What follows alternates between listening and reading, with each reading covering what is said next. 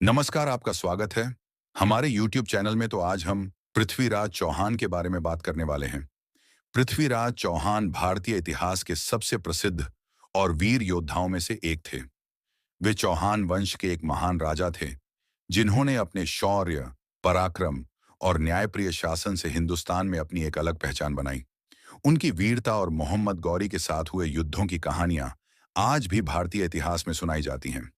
पृथ्वीराज चौहान की कहानी केवल एक योद्धा की नहीं, बल्कि एक महान शासक, प्रेमी और एक सच्चे राष्ट्रभक्त की भी है। उनका जीवन संघर्षों और विजय की गाथाओं से भरा हुआ है। इस लेख में हम उनके जीवन के विभिन्न पहलुओं पर विस्तृत चर्चा करेंगे। पृथ्वीराज चौहान का जन्म 1166 ईस्वी में हुआ था। वे चौहान वंश के राजा सोमेश्वर चौहान और रानी कर्पूरी देवी के पुत्र थे। उनका जन्म राजस्थान के अजमेर में हुआ था, जो उस समय चौहान वंश की राजधानी थी। पृथ्वीराज बचपन से ही असाधारण प्रतिभा के धनी थे। वे न केवल एक कुशल योद्धा थे, बल्कि शिक्षा और काव्य में भी निपुण थे। वे संस्कृत, प्राकृत, अपभ्रंश, शौरसेनी और कई अन्य भाषाओं के झाता थे। कहा जाता है कि पृथ्वीराज की स्मरण शक्ति अद्भुत थी और वे किसी भी युद्ध तकनीक को बहुत ही शीघ्रता से सीख सकते थे। इसी कारण बहुत छोटी उम्र में ही उन्हें घुड़सवारी, तीरंदाजी, तलवारबाजी और युद्ध की अन्य कलाओं में पारंगत कर दिया गया था। पृथ्वीराज चौहान ने बहुत ही कम उम्र में गद्दी संभाली। जब उनके पिता सोमेश्वर चौहान का निधन हुआ, तब वे मात्र 13 वर्ष के थे। इतनी कम उम्र में राज्य संभालना एक कठिन कार्य था, लेकिन उन्होंने अपने कुशल सेनापतियों और मंत्रियों की सहायता से इसे बखूबी किया। उनके शासनकाल में चौहान वंश बहुत ही शक्तिशाली बना। उन्होंने अपने राज्य का विस्तार किया और कई विजय प्राप्त की। महोबा के चंदेल शासक पर विजय 182 ईस्वी। पृथ्वीराज ने महोबा के चंदेल शासक पर आक्रमण किया और उसे पराजित किया। इस युद्ध में आल्हा और ऊदल जैसे वीर योद्धा शामिल थे, जो चंदेल राजा के सेनापति थे। गुजरात के चालुक्य शासक भीमदेव पर आक्रमण। पृथ्वीराज चौहान ने गुजरात के चालुक्य राजा भीमदेव पर आक्रमण किया और उनके कई किलों पर कब्जा किया। जयचंद से टकराव। कन्नौज के राजा जयचंद और पृथ्वीराज चौहान के बीच राजनीतिक और व्यक्तिगत शत्रुता थी। जयचंद को पृथ्वीराज की शक्ति से जलन थी और इसी कारण वह उनके खिलाफ षड्यंत्र रचता रहा। पृथ्वीराज चौहान और मोहम्मद गौरी के बीच दो महत्वपूर्ण युद्ध हुए, जिन्हें तराइन का युद्ध कहा जाता है। तराइन का पहला युद्ध 191 ईस्वी। मोहम्मद गौरी ने भारत पर आक्रमण किया और तराइन के मैदान में पृथ्वीराज चौहान से भिड़ा।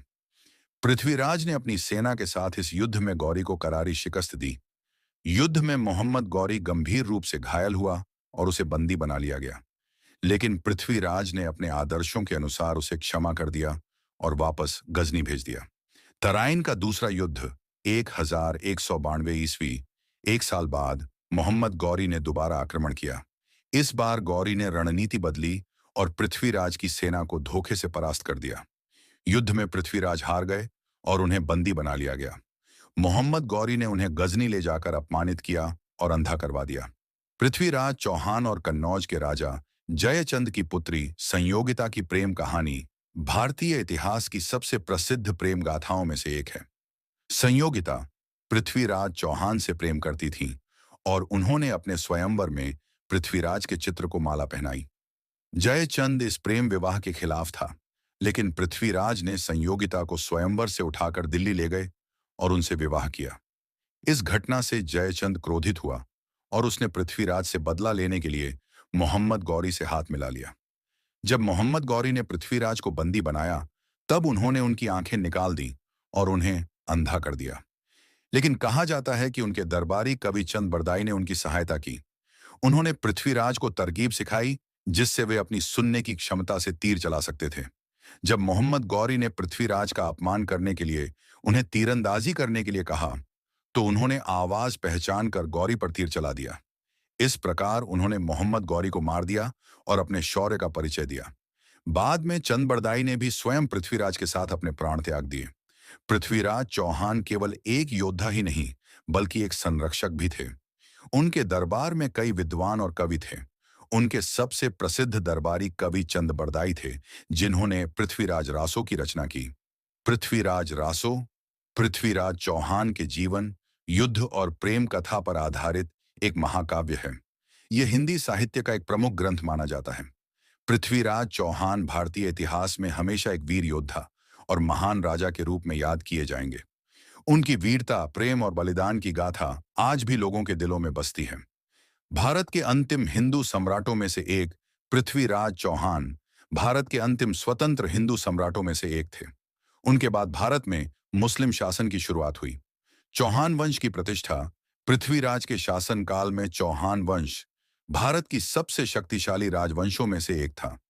साहित्यिक योगदान पृथ्वीराज रासो जैसे ग्रंथों के कारण उनकी वीरता अमर हो गई। पृथ्वीराज चौहान न केवल एक महान योद्धा थे, बल्कि वे एक न्यायप्रिय शासक, प्रेमी और एक सच्चे राष्ट्रभक्त भी थे। उनकी वीरता और जीवन गाथा से हमें सीखने को मिलता है कि संघर्ष और आत्मसम्मान के लिए किसी भी प्रकार के बलिदान के लिए तैयार रहना चाहिए। आज भी उनकी कहानी भारत के वीरता और सम्मान का प्रतीक बनी हुई है। धन्यवाद।